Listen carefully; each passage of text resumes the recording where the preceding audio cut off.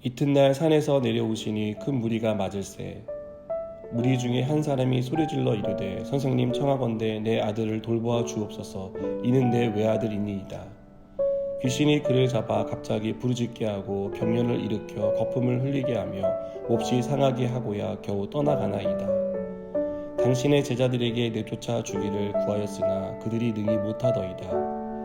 예수께서 대답하여 이르시되 믿음이 없고 패역한 세대여, 내가 얼마나 너희와 함께 있으며 너희에게 참으리요. 내 아들을 이리로 데리고 오라 하시니 올 때에 귀신이 그를 거꾸러뜨리고 심한 경련을 일으키게 하는지라.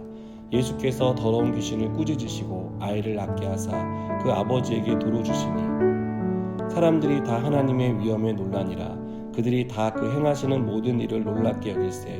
예수께서 제자들에게 이르시되 이 말을 너희 귀에 담아두라. 인자가 장차 사람들의 손에 넘겨지리라 하시되 그들이 이 말씀을 알지 못하니 이는 그들로 깨닫지 못하게 숨긴 바 되었습니다. 또 그들은 이 말씀을 묻기도 두려워하더라. 제자 중에서 누가 크냐 하는 변론이 일어나니 예수께서 그 마음에 변론하는 것을 아시고 어린아이 하나를 데려다가 자기 곁에 세우시고 그들에게 이르시되 누구든지 내 이름으로 이런 어린아이를 영접하면 곧 나를 영접함이요 또 누구든지 나를 영접하면 곧 나를 보내신 이를 영접함이라. 너희 모든 사람 중에 가장 작은 그가 큰 자니라.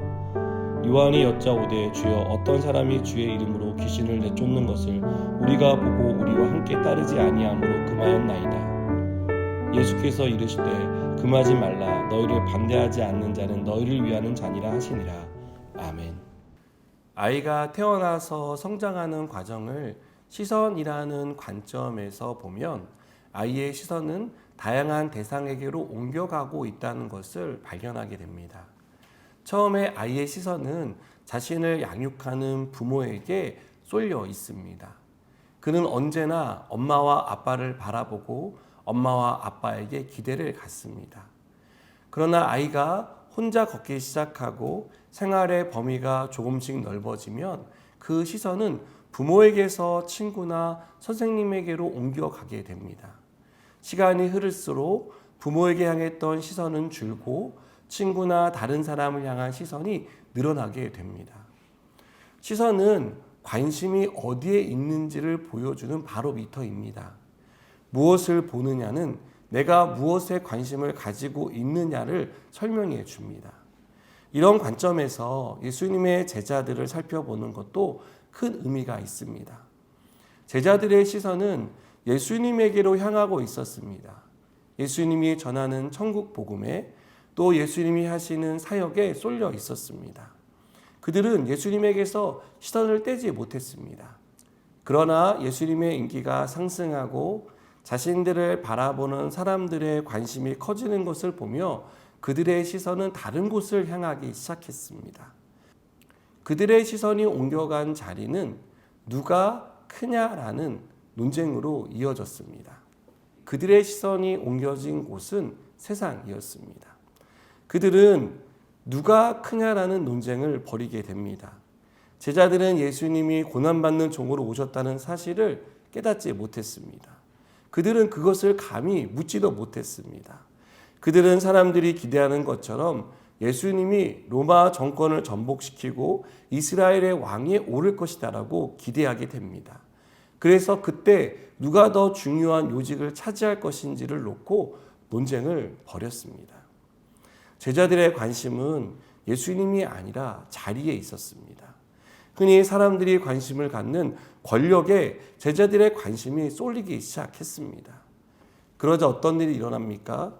그들은 귀신을 쫓아내지 못했습니다. 사실 제자들은 귀신을 쫓아낸 경험이 있는 사람들입니다. 그들은 예수님께 귀신을 제어하는 모든 능력과 권위를 받았습니다. 그래서 귀신을 내쫓았고 병든 사람을 고쳤습니다. 그러나 지금 자신들 앞에 있는 귀신 들린 아이를 고치지 못합니다. 아이에게 들어간 귀신이 다른 귀신보다 강했기 때문이 아닙니다. 제자들의 믿음에 변화가 생겼기 때문입니다. 그래서 예수님은 귀신을 쫓아내지 못한 제자들을 믿음이 없고 패역한 세대라고 책망하십니다. 주님을 따를수록 믿음이 자라야 하는데 제자들의 믿음은 오히려 퇴보했기 때문입니다. 그 이유가 무엇입니까? 이들의 관심이 예수님에게서 권력으로 옮겨졌기 때문입니다. 주님이 아니라 다른 것에 관심을 갖게 되자 이들의 믿음은 퇴보해 버렸습니다. 이전에는 아무 문제 없이 하던 일이 이제는 할 수 없는 일이 되어 버렸습니다. 여러분, 이것은 우리에게 시사하는 바가 큽니다. 우리의 관심을 어디에 두어야 하는지를 말해주고 있기 때문입니다. 우리는 우리의 삶에 믿음의 역사가 일어나기를 바랍니다. 그래서 주님을 바라보고 기대합니다. 그러나 그 문제가 해결되고 나면 어떻게 됩니까? 주님을 향했던 우리의 시선은 다시 세상으로 향하게 됩니다. 세상의 즐거움과 세상 사람들이 추구하는 것에 우리의 관심도 머물게 되는 것입니다. 그때 우리는 무엇을 잃어버립니까? 권능과 하나님께서 주신 능력을 잃어버립니다. 믿음이 퇴보하는 일들을 우리는 경험하게 됩니다. 사랑하는 여러분, 저는 우리의 관심이 사건이나 자리에 머물러 있지 않기를 원합니다. 우리의 관심이 그 모든 것을 주관하시는 주님께 있기를 원합니다. 오직 우리의 관심은 주님께 있음을 고백하고 믿음의 주요 온전케 하시는 주님을 바라보는 믿음의 사람들이 되기를 바랍니다. 그래서 하나님의 능력이 얼마나 크고 위대하신지를 삶으로 경험하는 귀한 일들이 우리 가운데 일어나기를 축복합니다. 기도하시겠습니다. 하나님, 우리의 관심이 주님께 있기를 원합니다.